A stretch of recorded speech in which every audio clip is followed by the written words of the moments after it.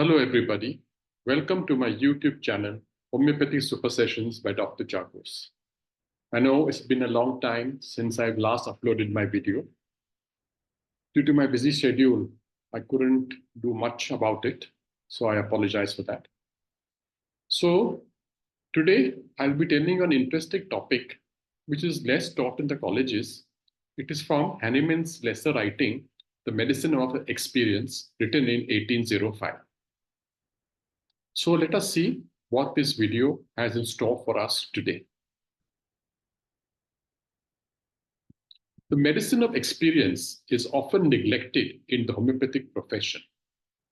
It is thought that when the recent edition of Organon of Medicine is available, there is no need to go to the writings of this time.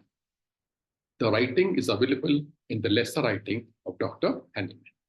So as I told you, the medicine of experience, which was written in 1805, it was a much neglected work because of the Organon of Medicine of the 6th edition, which was available. So let us see what the medicine of experience, or rather, let us see what Dr. Hahnemann has to say regarding the medicine of experience written in 1805. In the early part of the 19th century, the medicine, there was chaos. So in the early part of the 19th century of medicine, there was total chaos. Why? Because the medicine of experience brought a new outlook to the therapeutic field. So when Dr. Hahnemann introduced his book, The Medicine of Experience, or rather his topic on the medicine of experience, there was a great chaos. Why? Because whatever existing system was there, another system was there defying this system. So this book by Dr. Hahnemann is said to be one of the precursors of the Organon of Medicine. As you all know, there are many precursors of the Organon of Medicine, one of which is the Medicine of Experience, written by Dr. Hahnemann in the year 1805. Here he tried earnestly to throw away all the odds, that is, the application of medicine prevailing at that period. So, in the Medicine of Experience, written by Dr. Hahnemann, he tried to say that whatever he has written is the truth, it is a correct system of medicine, and whatever systems of medicine were prevailing during that time, they weren't good. They weren't good enough to completely cure the people. He discovered a new way, the simple way of rational art of healing. So, the medicine of experience, the therapeutic system written in the medicine of experience was a very simple way of treating the patients in a very rational way. And he called it the rational art of healing. It shouldn't imitate nature, but it is based on the sound natural principles of law. So here he says that it doesn't imitate nature, but it is based on the nature's law or the principles. Therefore, it is much superior to the existing system of medicine. The author nicely narrates the introductory part of the book. He says that the man is the most superior human being on earth as he possesses the mental faculty. So as you all know, man is the most superior being on earth because of the presence of the mental faculty. And this makes him superior from the other animals. The mind can be used for creation, protection, and for the higher purposes of our existence. This is also written in the Organon textbook regarding the higher purposes of our existence in the aphorism. The divine power helps mankind to think about the protection from the disease. So whatever mental faculty we have, or whatever are the higher purposes of our existence, mankind uses them to protect himself from the disease. So the mind is constantly working, constantly it is creating, and it is constantly telling us how to protect us from the disease. Since the evolution of human civilization, search for the remedial agents against the disease began. So ever since the human civilization was there on the earth, many other people started searching for remedies to combat the different diseases. The Creator also made various processes to overcome the disease condition in the human body, but those efforts are very limited and dangerous. Especially in the old school of medicine, the suffering of mankind only became more prolonged. So, whatever system of medicine existed during that time, it was a crude state of medicine, a crude system of medicine, wherein they just used to treat the patient in a very haphazard manner, and they thought they had cured the patient. So there was no fixed law, no fixed principle on which it was based. It was just based on a hearsay, or they used to build castles in the air. It brought a more severe form of disease, or in the other cases, the total vitality of the life principle was lost and damaged. So what was the result of this haphazard mode of treatment? It was the disease severity increased, and it caused more damage than good to the patient. Why? Because artificial diseases were created which only increase the suffering of the patient or the person. So what happened when the remedial agents whose action was unknown, it was given? Naturally, the side effects used to occur in the form of this artificial disease. So at one side, patient has the original disease, and superimpose on it, the side effects are there. That is the artificial disease. Drug in the crude form were given in a haphazard manner without any intention to smooth recovery. So as I told you, in the old school of medicine, the drugs were not proved. They just thought that this drug could be useful in this specific condition, and they gave it. So it was just a thought, a hypothesis which they had in their minds. Nature's earnest effort is to save mankind without knowing the intensity, depth, virulence of every individual disease. So therefore, also nature's effort is there to save the mankind, as the nature doesn't know what disease the man is suffering from.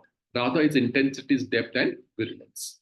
In a few cases, cure may take place, but not in very smooth way. It may so happen just by luck or just by chance that whatever remedial agent was given, it could have borne a symptom similarity unknowingly. That is why, by luck or chance, I'm saying, and a few cases were there which were totally cured. But majority of the cases, they were not cured, they were only suppressed, the intensity of the disease increased, the symptomatology increased, the artificial disease increased, and the complications also increased. So as you can see, there's a whole jumble, or rather there's a whole mess of the natural disease superimposed with the artificial disease, superimposed with the increased intensity of symptoms, superimposed with the complications. The disease can be cured radically by the rational art of healing without any adverse effect on the life. So Dr. Hahnemann said that the disease could be radically cured with this rational art of healing, that is homeopathy. The old school never realized it. They thought after expulsion of the disease products from the body to the various discharges, a disease can be cured. So what did the old school thought? They thought that whenever they gave the medicine, which they thought was useful in a specific condition, they thought whatever discharges were there from the body, it used to occur and the disease used to be cured. Since that time till today, they were inventing the varieties of diuretics, purgatives, emetics, etc. So therefore, they had a variety of drugs in the form of diuretics, which cause increased urine, purgatives, which causes increased vomiting, purgatives, which causes increased evacuation of stool, emetics, which cause vomiting. So all these different types of drugs were there, in which they produced different discharges from different parts of the body. But the sensitive physician mind never allows to depend on nature. The great creator is also never wanted that we always follow nature.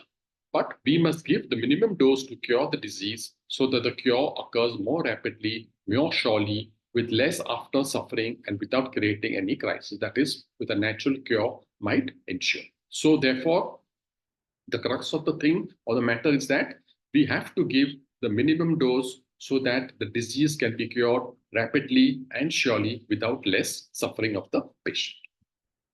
Dr. Hahnemann at that time realized the necessity of surgical interference to the pure surgical cases. So Dr. Hahnemann has also mentioned that in pure surgical cases, you have to do surgery. So what will happen if we solely depend upon nature in such cases? So he asked a question that in such pure surgical cases, if we depend only upon nature, what will happen?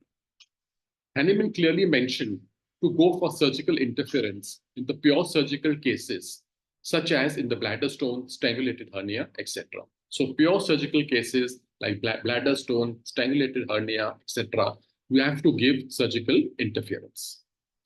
The mechanical obstruction cannot be expelled or wiped out through the remedial agent. So no matter how many remedies you give in a pure surgical case, the whatever mechanical obstruction is there, that cannot be removed. That can only be removed through surgery. So surgery will only do this.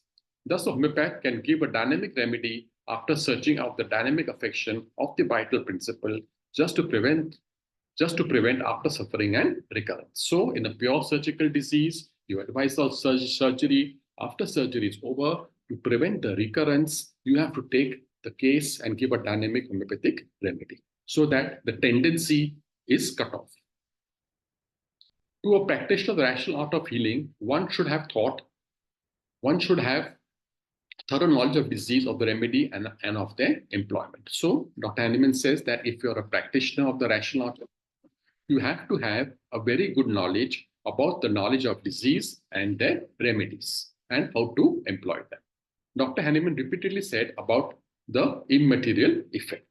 He emphasized on the dynamic affection of the life as the cause of disease and also vehemently criticized the materialistic nosological concept of the old school of medicine. So again, Dr. Hahnemann is reminding us that the disease is dynamic in nature. It is not materialistic in nature.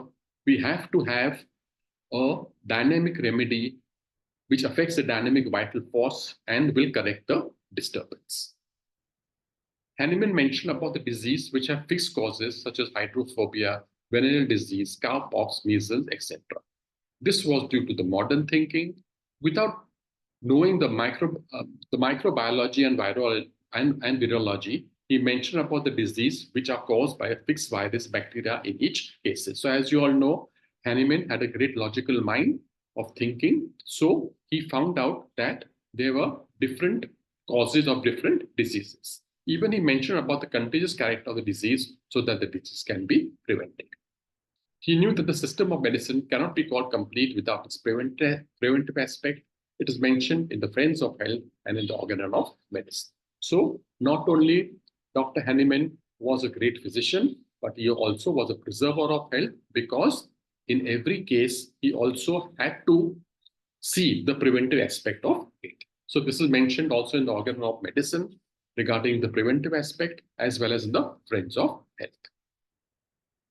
About the cause of the disease, he had mentioned many examples which are most appropriate in today's world. So if you read the Medicine of Experience in the Hahnemann's lesser writings, around 40 pages are there, but I've condensed it and only given the important parts. So if you read that, he has mentioned the diseases which with examples which can be reflected in today's modern world, namely various unnatural positions of attendance in different kinds of work, so much applicable to the computer professionals and daily desk workers, which can give rise to cervical and lumbar spondylosis. So how you sit, your posture, etc., may give rise to certain diseases. Neglect of various parts of general inactivity of the body, so much related to the arthritic problems of women, abuse of sexual function. We are well aware about STD and AIDS, which is so much related to it.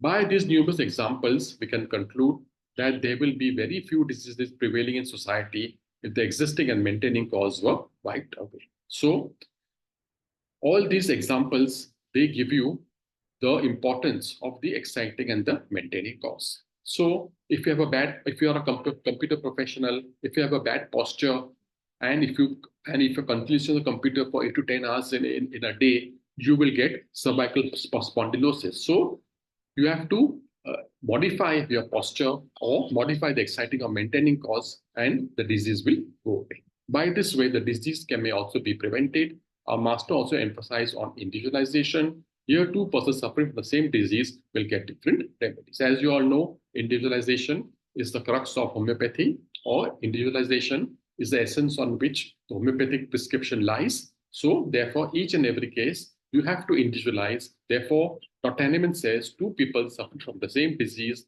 will get two different remedies, unlike in allopathy, where they will get the same medicine.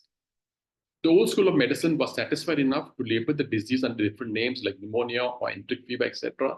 In homeopathy, we will individualize each case through its totality of symptoms and then prescribe the similar. So the old school of medicine, they were quite happy with the different names of the diseases they gave, like pneumonia, typhoid, bacillary dysentery, etc., etc. But in homeopathy, no doubt, the diagnosis of the disease is important, but in order to prescribe successfully, we have to individualize each and every case through the totality of the symptoms and then only prescribe the simillimum. We cannot prescribe a simillimum only on the name of the disease, which the allopathic doctor does. So this is in short about the first part. Now the second part will be coming soon. I hope you enjoyed the lecture. Thank you so much.